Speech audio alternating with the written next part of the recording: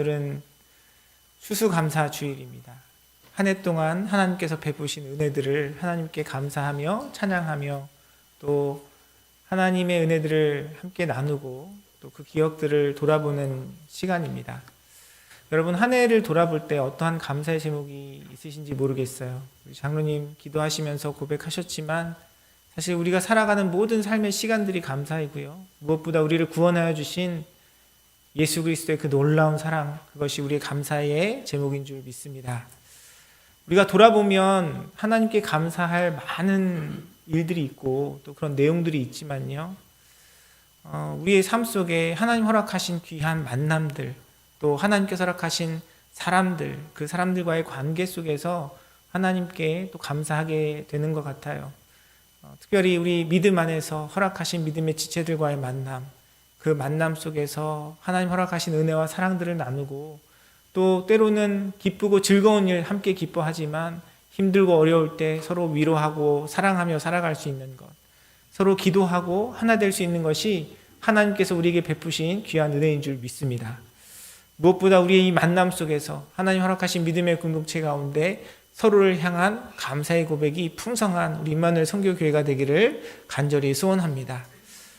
저도 이렇게 지나보면요, 여러 가지 하나님께 감사할 제목들이 많이 있지만 특별히 그 가운데 하나님께서 좋은 선배 목사님들 만나게 하시고 그런 관계 속에서 하나님께서 많은 위로와 또 배움을 주신 것에 대해 감사한 고백을 하지 않을 수가 없습니다. 그렇죠. 어떤 한 사람이 성장해가고 자라가는 것도 많은 시간과 훈련이 필요하지만요. 목회자로서 사역을 하고 또 맡겨주신 사역들을 감당하면서 배우고 자라가는 일 역시 많은 과정과 시간들이 필요합니다. 그런 여정 속에서 돌아보면 하나님께서 정말 귀한 목사님들 많이 만나게 하시고 또 함께 사역을 하던 또 함께 공부를 하지 않더라도 여러 가지 관계 속에서 배움을 허락하신 많은 선배 목사님들을 기억하면서 하나님께 감사의 고백을 올려드립니다. 그런데 어떤 한 목사님과 나누었던 대화가 기억에 남아요. 제가 평상시에 굉장히 존경하고 또 그분을 보면서 많이 배웠거든요. 참 저런 목회자 되었으면 좋겠다. 저런 부분들을 좀 닮아갔으면 좋겠다라고 고백을 했습니다. 그러면서 제가 하루는 그분께 그런 말씀을 드렸어요. 목사님, 정말 목사님과 교제하고 이렇게 배우게 돼서 또 목사님처럼 좋은 분 만나서 너무 행복하고 감사합니다. 그렇게 말씀을 드렸더니 그분이 저한테 그런 말씀을 하시는 거예요. 제가 모든 사람들한테 다 좋은 건 아니에요. 이렇게 얘기하시더라고요. 제가 그 이야기를 듣고 약간 기대 밖의 이야기여서 많이 생각해 보게 되었어요. 그분이 모든 사람들에게 다 좋은 사람이 아니라는 말의 의미가 무엇이겠습니까? 어떤 사람들하고는 힘들다라는 것이죠. 그런데 그 말이 의아하게 들렸지만 생각해 보니까 맞는 이야기더라고요. 우리의 삶도 그렇잖아요. 우리 인생 속에서 나와 좋은 관계, 힘이 되고 위로가 되고 사랑이 되고 힘이 되는 관계가 있는 거 하면요. 때로는 그 관계 속에서 뭔가 잡음이 생기고 불편하고 어려움을 겪는 관계들도 분명히 있습니다. 믿음 안에서 우리가 하나님 기뻐하시는 좋은 사람, 예수님 닮아가는 사람이 되는 것도 너무너무 중요한데요. 그 관계 속에서 그 사람과 나와의 관계 안에 어떠한 상호작용이 있느냐도 굉장히 중요해요.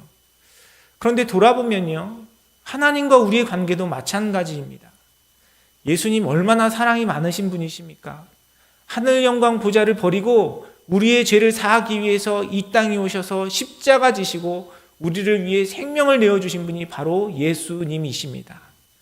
그런데 예수님께서 이 땅을 살아가시는 그 삶의 여정들, 모습들을 보면요, 그 사랑 많으시고 그 인자하신 예수님이 모든 사람들과 좋은 관계를 맺었던 건 아니에요. 그렇게 예수님께서 우리를 위해 십자가 지시고 희생해 주시기 위해서 이 땅에 오셨는데요, 예수님을 끊임없이 쫓아다니면서 방해하고 회방하는 자들이 있었습니다. 예수님이 사역하는 그 자리마다 예수님을 따르는 사람들에게 핍박하고 그들을 죽이려고 모함을 했던 사람들이 있었고요. 결국 예수님은 그들의 손에 의해서 물론 하나님 뜻 가운데 그 일이 이루어졌지만 그들의 시기와 질투와 미움 가운데 예수님은 십자가에 달려 돌아가실 수밖에 없었어요. 그런데 그 사람들만 예수님을 방해하고 회방했던 게 아니고요. 예수님도 그 사람들에 대해서 부정적인 예수님의 마음과 태도를 표현하셨어요. 예수님이 그렇게 사랑이 많으신 분이신데 그러한 당시의 유대 종교 지도자들을 향해서 독사의 자식들아 라고 말씀하시면서 그들을 책망하셨습니다. 물론 예수님의 책망에는 그들을 향한 안타까움이 있으셨겠죠. 그런데 사랑이 많으시고 인자하신 예수님, 자신을 배신했던 제자들의 발을까지도 씻기셨던 그 예수님의 사랑을 생각하면 전혀 우리가 생각하던 예수님의 모습이 아닌 것이죠. 하나님과 우리의 관계도 마찬가지입니다. 하나님은 어떤 분이십니까? 하나님은 우리를 사랑하시는 분이세요. 그 사랑의 끝이 없고요. 그 사랑이 무한하신 하나님이십니다. 그런데 하나님이 어떠한 분이시냐도 너무너무 중요하지만요. 그 하나님과 우리가 어떠한 관계를 맺어가느냐, 내가 하나님과 어떠한 관계이냐에 따라서 우리는 하나님의 저주와 심판의 대상이 될 수도 있고 하나님의 사랑과 은혜를 누리는 자가 될 수 있다는 사실입니다. 또한 하나님의 은혜와 사랑을 누림에 있어서도요, 하나님께서 허락하시는 놀라운 부흥과 역사를 경험하며 하나님을 체험하는 삶이 될 수도 있고요, 그냥 겨우겨우 하나님의 사랑과 은혜 안에서 주님의 위로와 사랑을 경험하지만 하나님께서 내 삶 가운데 역사하시는 그 능력이 무엇인지 체험하지 못하고 살아가는 신앙의 삶도 있다는 것을 성경은 우리에게 이야기하고 있습니다. 우리가 지난 몇 주간 부흥에 대해서 함께 나누었죠. 부흥도 마찬가지입니다. 하나님께서 베푸시는 그 부흥, 역사하심은 우리를 향한 전적인 하나님의 뜻이고 계획이지만 그 하나님과 어떠한 관계를 맺어가느냐에 따라서 우리가 하나님의 그 역사하심과 능력의 주인공이 될 수도 있고 또한 그것을 바라보며 부러워하고 관망하는 자리에 설 수 있는 것이 우리의 삶이라는 것을 성경은 이야기하고 있습니다. 사랑하는 성도 여러분, 여러분 어떤 자리에 서시기를 원하십니까? 저와 여러분의 삶이, 우리 믿음의 공동체가 하나님의 능력과 역사하심을 경험하고 하나님께서 행하시는 그 놀라운 부흥의 자리에서 그것을 체험하고 주님께 영광 올려드리고 주님께 존귀 쓰임받는 우리의 삶이 되기를 간절히 소원합니다. 우리가 그러한 삶을 이뤄가기 위해서 우리가 어떠한 관계를 하나님과 이뤄가야 할지 우리의 오늘 본문은 우리에게 일깨워주고 있습니다. 우리가 시편 100편 4절 말씀을 읽었는데요. 사실 오늘 나눌 말씀은 3절부터 5절까지의 내용을 다 다루는 그런 말씀입니다. 여러분 주부에 가지고 계신 삽지를 보시면 그 내용이 함께 기록되어 있는데요. 먼저 3절 말씀에 보면 하나님과 우리의 관계 속에서 우리가 가져야 할 우리의 정체성, 우리가 고백해야 될 하나님, 그리고 하나님 앞에 우리가 어떤 자세로 우리가 어떤 정체성을 가지고 우리의 모습을 인정해야 하는지 그 관계의 기본적인 정의가 기록되어 있습니다. 3절 말씀은 이렇게 기록합니다. 여호와가 우리 하나님이신 줄 너희는 알지어다. 그는 우리를 지으시니요 우리는 그의 것이니 그의 백성이요 그의 기르시는 양이로다 라고 성경은 이야기하고 있습니다. 하나님은 어떤 분이십니까? 먼저 하나님과 우리의 관계 속에서 하나님에 대해서 이야기해요. 하나님은 우리 하나님이라고 이야기하고 있습니다. 우리 하나님, 무슨 의미입니까? 우리의 하나님이라는 것이에요. 우리의 하나님. 우리 옆 사람의 또 우리 이웃의 다른 사람의 하나님이 아니라 바로 우리의 하나님. 나를 포함해서 우리 공동체의 하나님, 우리와 함께 하시는 하나님이셔서 우리의 주인 되시는 그 하나님이라고 성경은 기록하고 있습니다. 그 내용을 좀 더 깊이 본문은 이야기하고 있어요. 우리의 하나님이신데 그분은 우리를 지으신 이라고 이야기하고 있습니다. 하나님은 어떤 분이십니까? 우리를 지으신 이예요. 우리의 삶의 주인 되십니다. 우리의 인생은 나로 말미암아 나로 인해서 시작된 것이 아니라 하나님께서 우리를 창조하시고 우리를 만드셨기 때문에 우리는 이 땅 가운데 생명을 얻고 살아가고 있고요.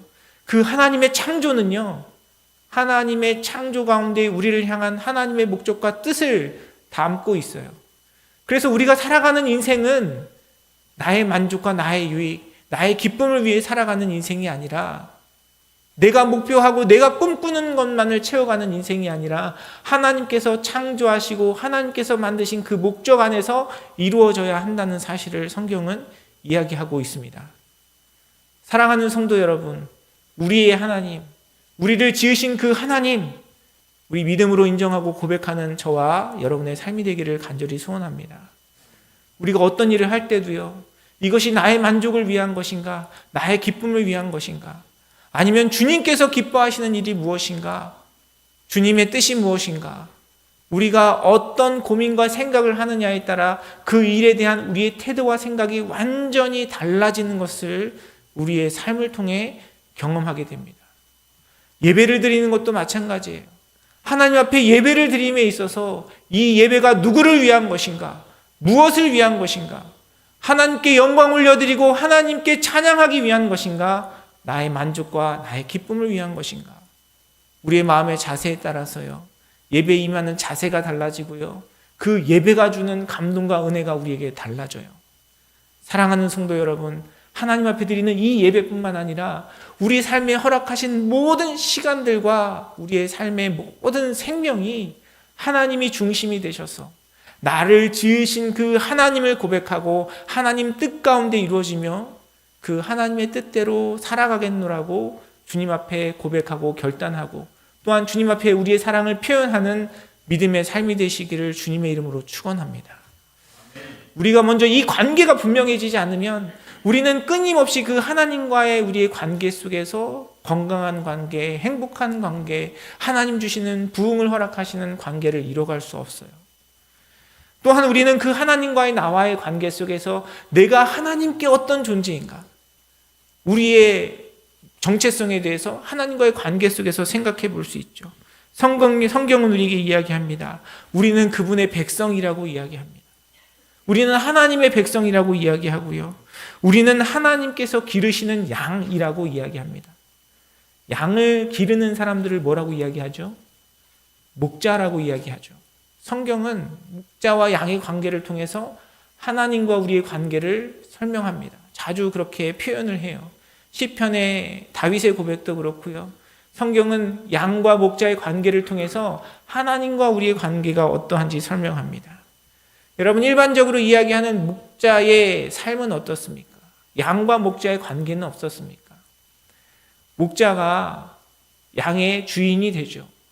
그런데 이 목자는요, 자기가 소유한 그 양을 위해서 사나운 맹수들과 짐승들과 자신의 목숨을 내어놓고 싸웁니다. 양들을 지켜요. 양들을 책임집니다. 그리고 그 양에게 필요한 것, 먹을 것, 마실 것을 공급하면서, 그리고 그 양들이 편안하게 쉴 수 있도록 그들의 안식처를 향해서 그 양들을 인도하는 것이 바로 목자인 것이죠. 성경은 하나님께서 바로 우리 인생의 목자가 되신다라고 이야기를 하고 있습니다. 사랑하는 성도 여러분, 하나님과의 나와의 관계 속에서 하나님께서 나의 목자 되시고 내가 주님의 양임을 믿음으로 고백하는 사랑하는 성도님들의 삶이 되시기를 주님의 이름으로 축원합니다. 여러분, 이 땅을 살아감에 있어서 가장 필요한 것, 우리에게 제일 아쉬운 것, 여러분 제일 가지고 싶으신 것이 무엇입니까? 예배 시간이 아니고 교회가 아니면 아마 많은 분들이 돈을 떠올리시지 않을까 하는 생각이 들어요. 우리가 살아가고 있는 실제 삶의 모습들이 그렇습니다. 물질이 필요하죠. 돈이 필요합니다. 또 누군가에게 있어서는 좋은 친구, 나를 위로해주고 나를 격려해 줄 수 있는, 내 편이 될 수 있는 어떤 좋은 그런 관계들이 나에게 필요하다고 생각하실 수 있을 것 같습니다. 당연히 우리 인생 가운데 필요한 것이에요. 물질도 필요하고요, 또 그런 좋은 관계들도 필요합니다. 또 어떤 분들에게 있어서는 내가 살아감에 있어서 내가 이 땅 가운데 육신의 건강이 무엇보다 필요하다라고 생각하시는 분도 계시리라 생각이 됩니다. 특별히 육신의 연약함 가운데, 고통 가운데 어려움을 겪으시는 분들이라면 그래, 무엇보다 건강이 우리에게 중요하지 생각하실 수 있어요. 사랑하는 성도 여러분, 우리 인생 가운데 우리의 삶에 경험되어지는, 우리의 피부에 경험되어지는 그런 여러 가지 필요와 만족 속에서 그 모든 것들을 우리에게 허락하셨고 주관하신 하나님께서 우리의 목자 되심을 믿음으로 고백하시는 여러분의 삶이 되기를 간절히 소원합니다. 그래서 물질에 대한 염려, 사람들과의 관계 속에서 주고받는 그런 감정과 상처에 대한 두려움, 또 육신의 쇠약함에 대한 염려와 두려움이 아니라 나의 목자 되신 주님께서 나의 모든 것을 공급하시고 책임져 주시고 인도하시기에 그분을 향한 믿음으로 주님을 따르고 주님을 사랑하고 주님과의 그 관계 속에서 주님과 함께 교제하며 살아가는 삶을 이루어갈 때 우리는 진정으로 그 하나님의 역사하심과 임재와 능력을 경험할 수 있는 것입니다. 하나님은 우리를 지으신 분이고 하나님은 나의 목자가 되시는데 내가 그 하나님과의 관계 속에서 하나님 바라보지 않고 하나님의 음성에 귀 기울이지 않고 하나님에 대한 관심보다는 이 땅에서 내가 살아가는 삶의 자리에서 나의 필요와 나의 두려움과 나의 염려에만 묶여 있다면 우리가 어떻게 그 하나님과의 관계 속에서 온전한 축복과 사랑을 누릴 수 있겠습니까? 사랑하는 성도 여러분, 먼저 하나님과 우리의 관계 속에서 나를 지으시고 나를 백성 삼아 주셔서 나를 책임져 주시고 우리를 양으로 돌보시고 인도하시는 하나님에 대한 신뢰와 믿음으로 그분과 온전한 관계를 이루어가는 저와 여러분의 삶이 되기를 간절히 소원합니다. 성경은 우리가 하나님과의 관계 속에서 그것이 우선되고 먼저 되어야 한다는 것을 이야기하고요. 그러한 관계가 온전히 이루어질 때 하나님 베푸시는 놀라운 부흥과 역사하심을 경험하는 복된 자리에 서는 우리의 삶이 될 수도 있다라고 이야기합니다. 그리고 우리가 함께 읽은 본문 말씀 4절의 말씀은 그런 하나님과의 관계 속에서 우리가 가져야 할 태도에 대해서 이야기합니다. 그 태도가 무엇입니까? 하나님께 올려드리는 감사와 찬양이에요. 4절 말씀은 이렇게 기록하죠. 감사함으로 그의 문에 들어가며 찬송함으로 그의 궁정에 들어가서 그에게 감사하며 그의 이름을 송축할지어다 라고 이야기하고 있습니다. 여러분, 오늘 본문이 이야기하는 감사의 고백, 그 감사의 내용, 그 감사의 이유가 무엇입니까? 여러분, 우리가 감사할 내용들 많이 있는데요. 오늘 시편의 기자는 감사함으로 그의 문에 들어가며 찬송함으로 그의 궁정에 들어간다라고 이야기를 합니다. 이것은 예배자들이 성전을 향하여 나아가며 성전문을 지나가며 하나님 앞에 찬양하는 그 고백이에요. 여러분, 오늘 교회 오실 때 어떤 마음으로 오셨습니까? 주차장을 지나가며 교회 입구의 문을 들어서며 하나님을 찬양했다라고 고백하는 것입니다. 어떤 일이 있어서가 아니라 어떤 좋은 일, 행복한 일, 기쁜 일이 있어서가 아니라 그냥 하나님 앞에 나아오는 그 자체가 감사와 기쁨의 이유였다는 것이에요. 시편의 기자는 하나님의 전에 나아가며 하나님께 그렇게 주님을 찬양하고 주님께 경배하고 있는 것입니다. 어떤 특별한 사건이 있거나 이유가 있어서가 아니라 우리가 하나님 앞에 나오는 것 자체가 우리의 감사의 이유와 고백이라는 것이죠. 왜 그렇습니까? 사실 우리는 하나님 앞에 나올 자격이 없는 자들이거든요. 하나님의 거룩하심과 하나님의 온전하심 가운데 이미 우리의 죄악으로 실패한 자들이고 하나님께서 베푸시는 은혜와 사랑보다는 하나님의 책망과 심판이 마땅한 자들이라는 것을 이 시편의 기자는 인정하고 그럼에도 불구하고 우리를 불러주시고 우리를 예배자로 삼아주신 하나님께 감사와 찬양을 올려드리는 것입니다.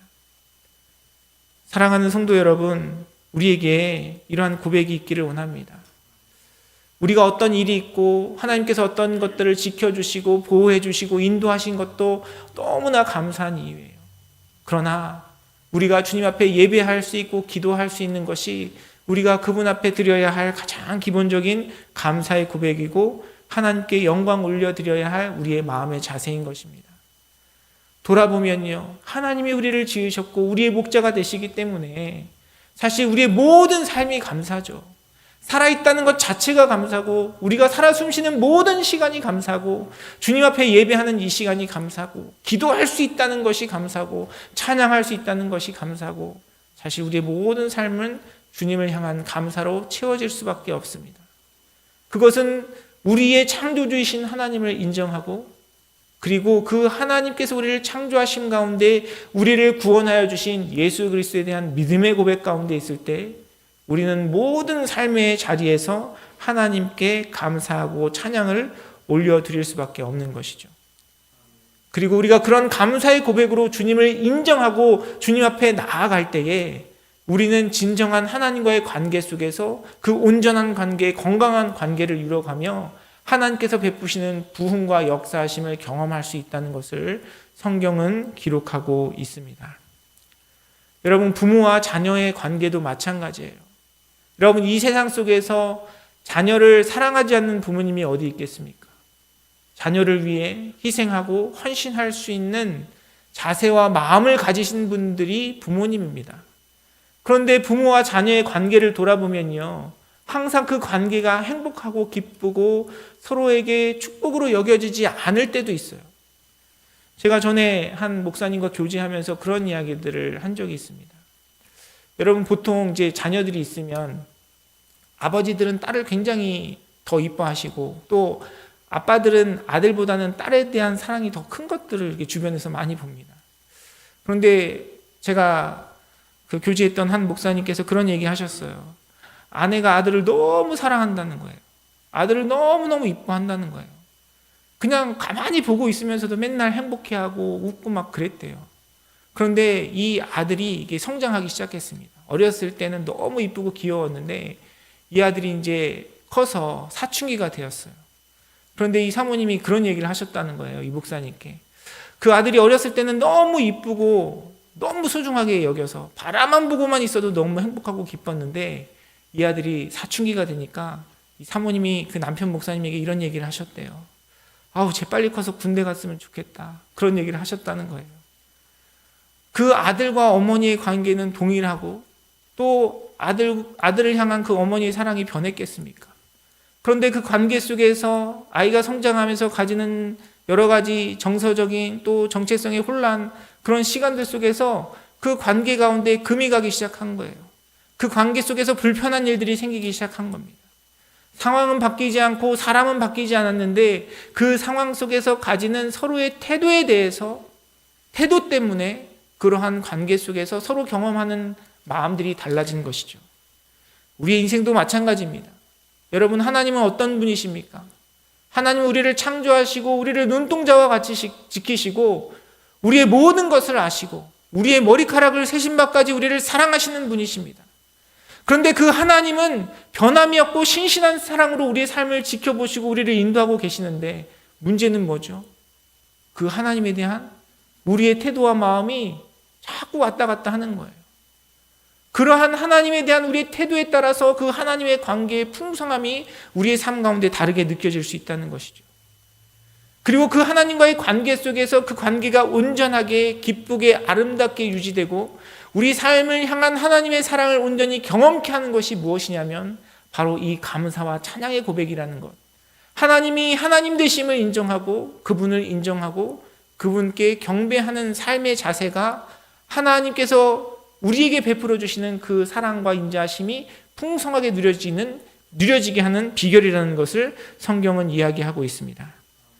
사랑하는 성도 여러분, 저와 여러분을 사랑하셔서 독생자 예수 그리스도를 이 땅에 보내셔서 죽기까지, 그 목숨을 버리시기까지 우리를 사랑하시는 그 하나님의 사랑 앞에, 주님 앞에 온전한 감사, 온전한 찬양을 드림으로 하나님께서 우리의 삶 가운데 예비하신 놀라운 축복과 은혜를 경험하시는 사랑하는 성도님들의 삶이 되시기를 주님의 이름으로 축원합니다. 부모님들이 자녀들을 사랑하지만 부모님과 자녀의 관계 속에서 부모님의 마음을 헤아리고 부모님의 마음을 이해하고 순종하는 자녀들의 삶에는요, 기쁨이 있고 성장이 있고 그 삶을 향한 아름다운 계획과 꿈들이 이루어지는 것들을 경험하게 돼요. 그런데 반면에 불순종하는 자녀들은 어떻습니까? 부모님의 말씀을 듣지 않고 자신의 감정과 자신의 생각에 이끌려서 자신을 잘못 인도하는 친구들의 꾀임에 빠져서 살아가는 인생에는요, 여전한 부모님의 사랑이 있지만 부모님께 염려와 근심을 드릴 수밖에 없고 결국은 그 인생을 향한 고통과 아픔을 경험할 수밖에 없는 것이에요. 우리 인생도 마찬가지입니다. 하나님의 사랑은 변하지 않지만, 하나님의 사랑은 동일하지만 그 하나님의 사랑에 대해서, 그 말씀에 대해서 내가 어떤 자세와 마음으로 주님 앞에 나아가느냐에 따라서 그것이 우리를 향한 주님의 능력과 역사하심과 부흥이 될 수도 있고요, 우리를 향한 주님의 근심과 안타까움이 될 수 있다는 사실을 기억하는 이 시간 되기를 간절히 소원합니다. 그래서 우리는 주님 앞에 감사하면서 그분의 이름을 송축해야 합니다. 하나님을 인정해야 돼요. 우리 가운데 베푸시는 하나님의 은혜와 사랑을 인정해야 하고요. 우리의 삶을 인도하시는 하나님의 지혜를 인정하고 그 지혜와 말씀 앞에 순종하는 삶을 이루어 가야 합니다. 오늘 본문에서 기록되어 있는 이 송축하다라는 단어는요, 여러분, 이 단어는 여러 가지 의미를 가지고 있습니다. 사람이 하나님께 올려드릴 때 이 단어가 사용되면 찬양하다, 송축하다, 감사하다, 영광 올려드리다 이런 표현이 되고요. 이 단어를 동일하게 하나님께서 우리에게, 하나님께서 인간에게 사용하실 때는 동일한 단어가 복을 베풀다라는 의미로 의미가 바뀌어요. 하나님을 찬양하는 삶, 그리고 그 찬양하는 삶 속에서 하나님께서 우리에게 베푸시는 복은요, 다른 것이 아닙니다. 우리가 주님을 송축하고 감사하고 찬양할 때 그 인생은 복된 인생이 되는 것이고요. 그리고 하나님께서 우리 인생을 향한 그 복을 온전히 누리는 삶의 자리에 설 수 있는 것이에요. 제가 전에도 그 복의 의미에 대해서 여러 번 말씀드렸습니다. 복의 의미는 무릎 꿇다라는 의미가 담겨져 있어요. 하나님께 항복하는 것입니다. 하나님의 말씀에 순종하는 것이에요. 하나님 뜻대로 나아가는 것입니다. 그것이 바로 우리에게 복이고요. 결국 그 순종하고 주님 앞에 드려지는 삶이 우리에게 베푸시는 크고 놀라운 주님의 은혜로 경험되는 것입니다. 여러분, 부모님의 말씀에 순종하고 부모님의 뜻 가운데 행하는 자녀들의 삶이 어떠하겠습니까? 부모님들이 자녀들에게 무엇을 요구해요? 부모님이 자기의 이기적인 마음으로 내가 원하는 것, 내 뜻대로 나에게 좋은 것 요구하지 않잖아요. 부모님들이 자녀들에게 잘 되는 길, 좋은 것 원하고 바라고 기대하고 소망합니다. 그 뜻에 순종하면 자녀들의 삶이 복되는 것입니다. 물론 이 땅을 살아가는 육신의 부모님들은 우리도 연약한 자녀이고 연약한 존재이고 연약한 죄악된 그런 삶을 살아가기 때문에 때로는 잘못 인도할 수 있고 잘못 요구하고 잘못 가르칠 수 있어요. 그러나 우리가 예배하고 우리가 경배하는 하나님은 어떤 하나님이십니까? 그분은 온전하시고 거룩하시고 흠이 없으신 분이세요. 그분은 실수가 없으신 분이시고 전지전능하신 하나님이십니다. 그 하나님께서 우리를 향한 사랑으로 우리에게 말씀하시고 우리에게 안내하시고 우리에게 인도하신다면 그분을 따라 사는 삶이야말로 진정한 복된 자리에 서는 삶이 되는 줄 믿습니다. 사랑하는 성도 여러분, 그 하나님께 온전한 감사와 찬양을 올려드리며 그분을 송축하며 그분을 향한 믿음으로 주님과 동행함으로 하나님께서 저와 여러분의 삶 가운데 예배하신 놀라운 능력과 부흥을 경험하시는 복된 자리에 서시기를 주님의 이름으로 축원합니다. 여러분, 앞에서 우리가 함께 나눈 것처럼요, 우리가 믿음으로, 나의 하나님이신 그 하나님을 믿는 믿음으로, 나를 지으신 하나님에 대한 그 믿음으로, 그리고 나의 주인 되시고 나의 목자 되신 주님을 향한 그 믿음으로 주님 앞에 나아갈 때 우리는 하나님께 감사할 수 있고요. 우리의 그 감사의 마음이 결국은 하나님의 말씀에 대한 순종으로 우리를 인도하는 것이에요. 우리가 그 자리에 설 때에 하나님께 염려와 근심이 아니라 하나님께서 허락하시는 은혜와 부흥을 경험하는 복된 자리에 우리의 삶을 인도한다라고 성경은 이야기하고 있습니다. 그렇게 하나님께서 우리에게 베푸시는 은혜와 역사하심에 대해 오늘 본문 말씀 5절의 말씀은 이렇게 이야기합니다. 여호와는 선하시니 그의 인자하심이 영원하고 그의 성실하심이 대대에 이르리로다 라고 말씀은 이야기하고 있습니다. 하나님은 선하세요. 하나님은 틀림이 없으세요. 하나님은 온전하세요.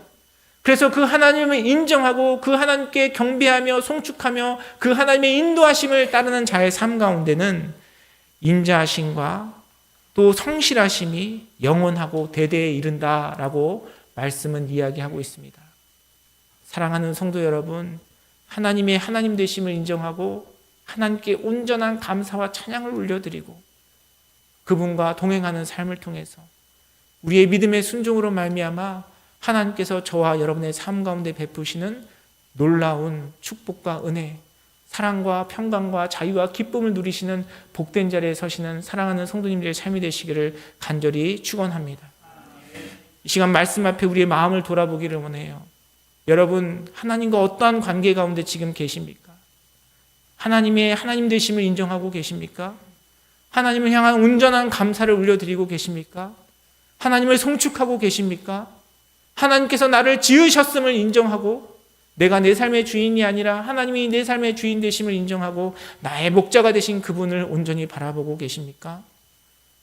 우리가 추수감사주일로 하나님 앞에 예배하고 주님께 감사의 마음을 표현하고 있는데요.